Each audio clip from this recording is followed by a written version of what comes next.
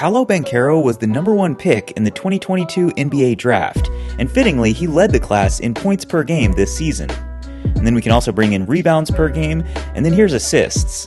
So as you can see, Paolo led in overall stats as well, but second was Jalen Williams for OKC. He averaged 21, 5, and 5. The actual number 2 pick was J-Dub's teammate for the Thunder, Chet Holmgren, although he only played in 32 games this regular season.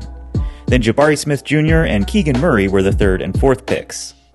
Now, this curve represents the average production of a draft pick. Typically, the deeper you go in the draft, the less production you can expect from a particular draft pick. So the players to the right of the curve were more productive statistically than an average player where they were drafted. Besides Jalen Williams, Walker Kessler, Mark Williams, and Christian Braun really stand out. Then in the second round, Andrew Nembhard of the Pacers stands out. He was the 31st pick of the draft.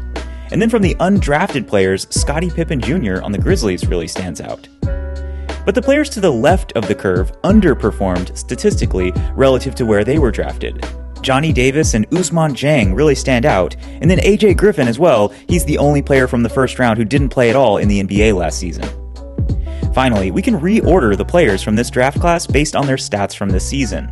The other players in the new top 10 who we haven't mentioned yet, Shaedon Sharpe, who was the 7th pick originally, is now 4th, averaging over 18 points per game for Portland.